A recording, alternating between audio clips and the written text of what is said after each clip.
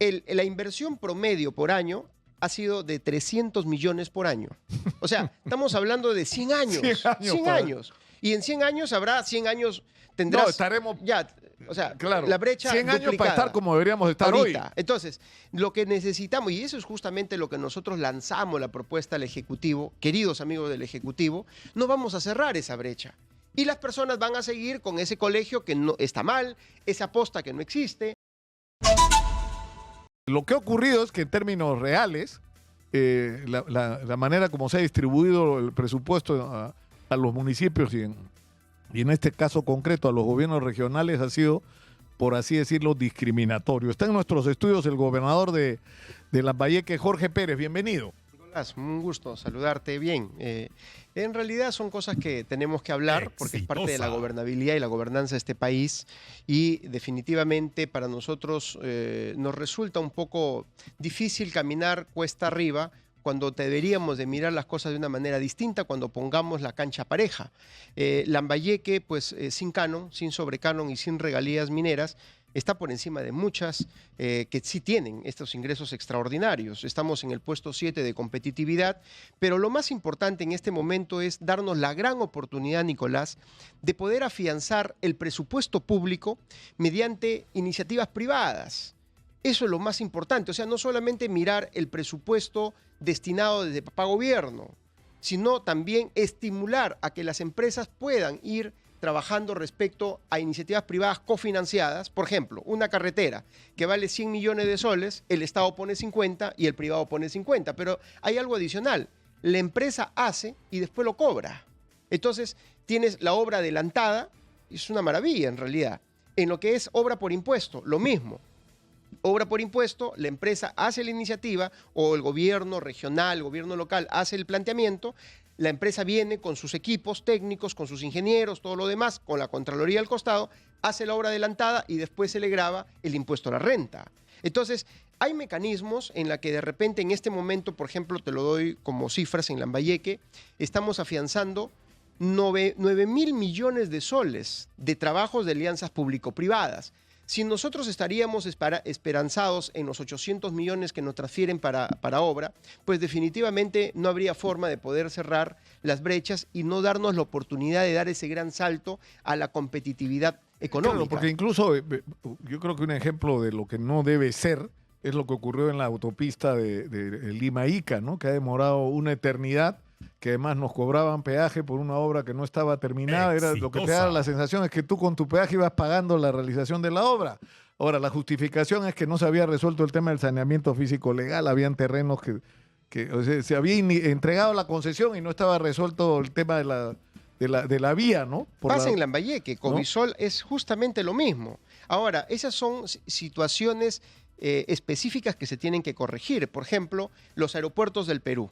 Se los dan en concesión, pero no les dicen a partir de qué tiempo tú vas a comenzar a iniciar las obras de mejoramiento del aeropuerto. O sea, simplemente les han afirmado el Estado, ¿no? Mediante mecanismos no sé cómo, que al final no tenemos la obra hecha en los tiempos específicos. Entonces, no hay que dar también, o sea, es el Estado tiene que garantizar de que estas alianzas público-privadas sí sean respetadas por la empresa privada. Tampoco es cuestión de dárselas por dar. Yo recuerdo que acá lamentablemente ya no está con nosotros y la verdad es una de las personas que yo extraño mucho, Gino Michelini, que es un especialista, un analista que era brillante.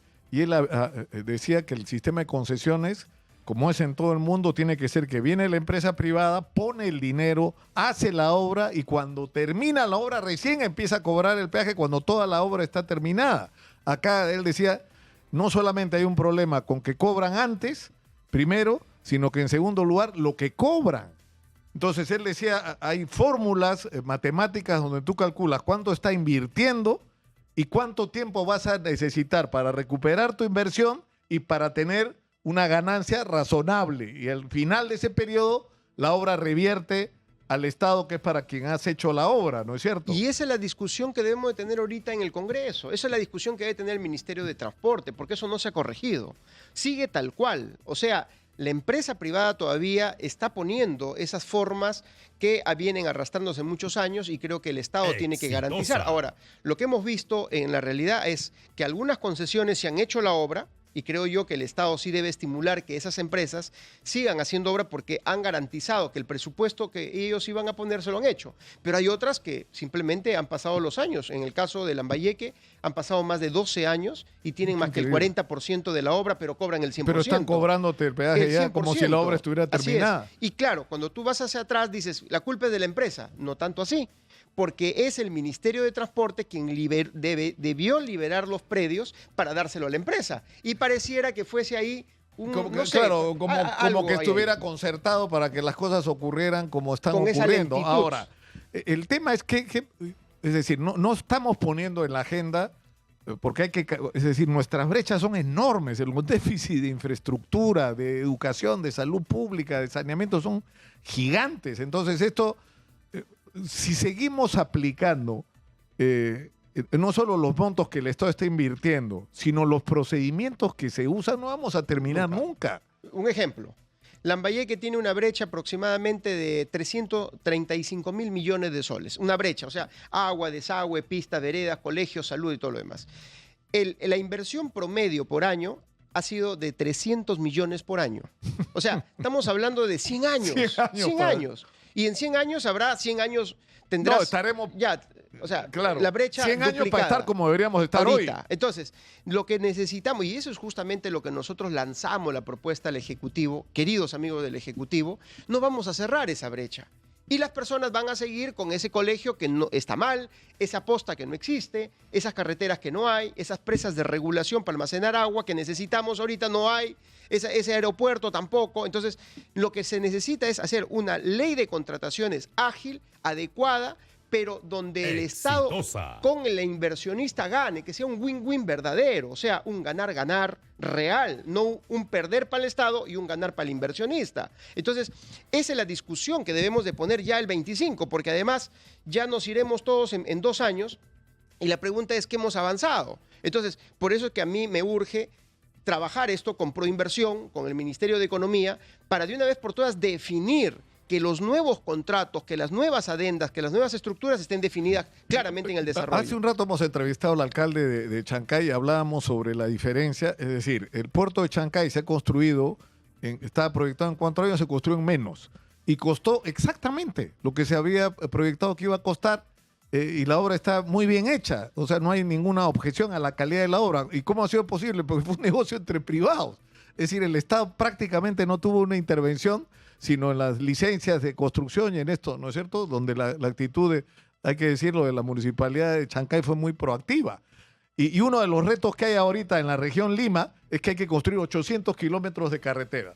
Entonces, lo que dicen los inversionistas es ya, nosotros tenemos el dinero para invertir porque además está asociado al puerto de Chancay, que va a ser importantísimo para la economía de la región. Pero ¿cómo se va a construir?